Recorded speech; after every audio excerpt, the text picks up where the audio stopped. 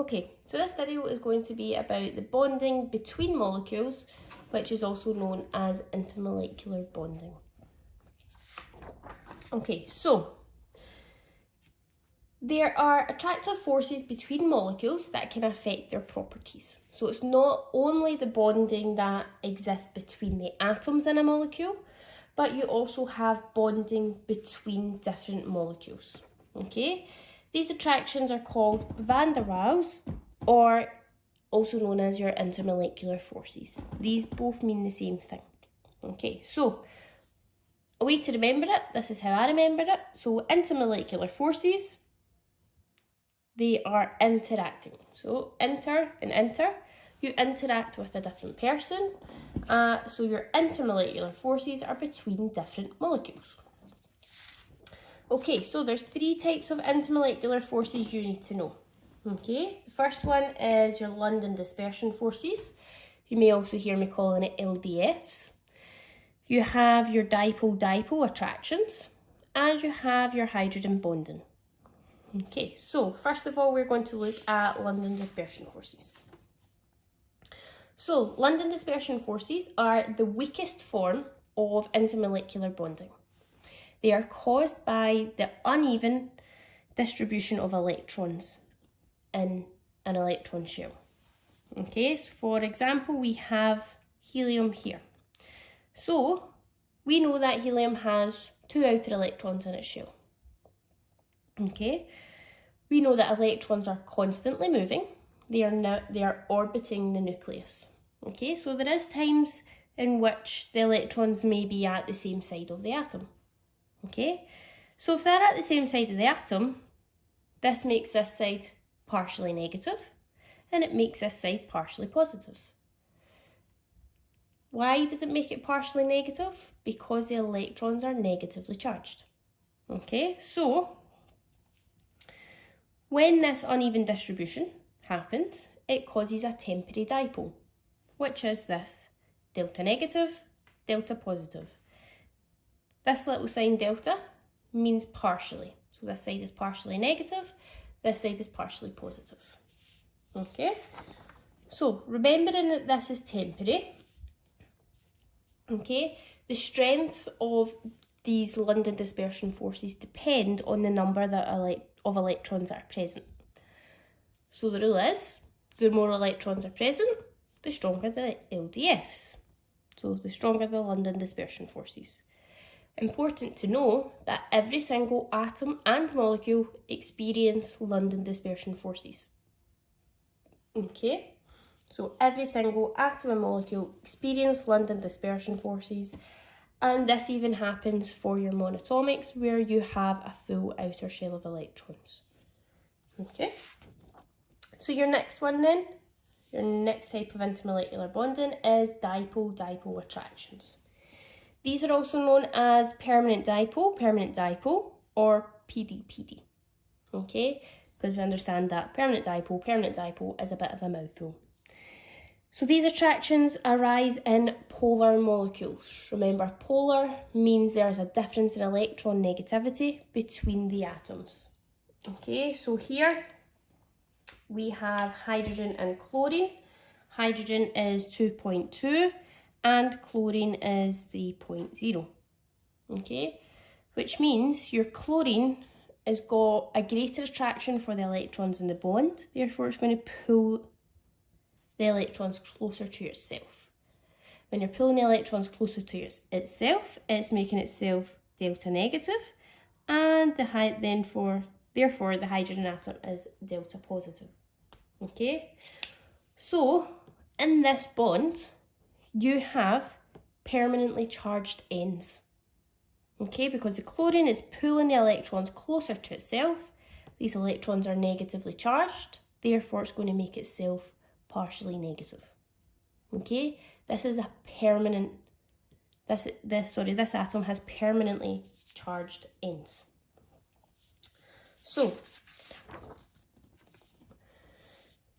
the dipole-dipole attractions, what we're looking at, is the attraction between oppositely charged ends of different molecules. So looking back at the hydrogen and chlorine. Chlorine is delta negative, our hydrogen is delta positive.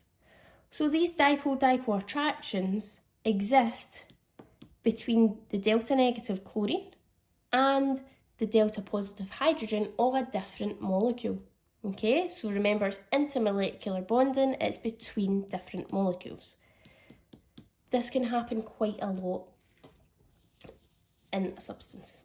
Okay, so the dipole-dipole attractions are stronger than London dispersion forces, okay, for molecules that have similar numbers of electrons.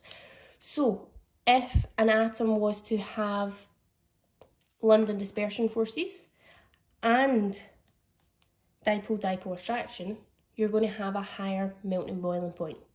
Okay, remember every single atom or molecule has London dispersion forces. So an atom can't have a dipole-dipole attraction without the London dispersion forces.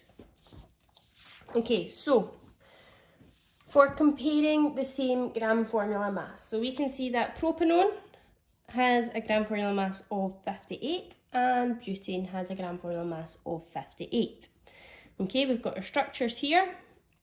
Butane is your alkane with 4 carbons in it, and your propanone is your ketone, which has 3 carbons in it and 1 carbon to oxygen double bond. Okay, this carbon to oxygen double bond is going to have a partial charge. Okay, so this is going to be delta negative and your carbon is going to be delta positive. Therefore, this bond is polar. Okay, so from that bond being polar, this then arises your permanent dipole attraction. Okay, because in a substance you could have a delta positive from another molecule that is then attracted to this delta negative oxygen. Okay, so both have LDFs because every atom or molecule has an LDF. Okay, and we can look at the difference in their boiling points. So the only difference here really is the intermolecular forces. So your propanone has permanent dipole, and your butane does not. Okay, because they both have LDFs. Your butane has a boiling point of 0 degrees Celsius, whereas your boiling point for your propanone is 58. Okay, with your dipole-dipole attractions, they are stronger than LDFs. Therefore, if your molecule is experiencing dipole-dipole attractions, their boiling point is going to be increasing. Okay, so the stronger the dipole attractions, the higher your melting boiling point is going to be, because the more energy is required to overcome those attractions. Okay, so your last one then is your hydrogen bonding. Okay, your hydrogen bonding is the strongest of the intermolecular bonding that you need to know about.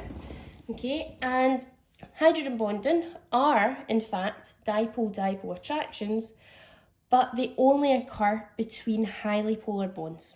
Okay, so it's obviously we need hydrogen for the hydrogen bonding, so they occur between hydrogen and either fluorine, oxygen or nitrogen. Okay, important that it only occurs between hydrogen and these 3 other atoms. Okay, so examples of it is it exists between water. Okay, so obviously we've got H2O. Make sure you can draw a water molecule before we start anything to do with hydrogen bonding. If I shut this out, we'll look at one water molecule first. Okay, we have the delta negative oxygen and we have the delta positive hydrogens. Okay, this is because your oxygen has a higher electron negativity than your hydrogens, therefore it pulls the electrons closer to itself. If we were to add more water molecules into the mix, so here we've got 1, 2, 3, 4, 5, okay, we can see that the delta negative oxygens are actually attracted to the delta positive hydrogens in another water molecule. Okay, here we can see the hydrogen bonding.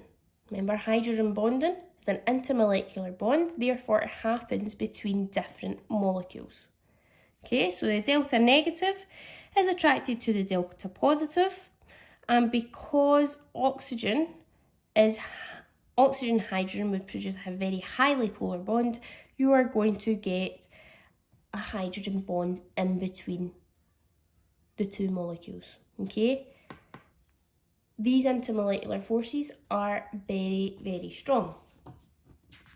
Okay, so another example of it would be your ammonia. Okay, so again, ammonia, I'll cover one out. You have got NH3. Okay, so your nitrogen has a high electron negativity value, therefore it's going to be delta negative because it pulls the electrons closer to itself, leaving the hydrogens delta positive.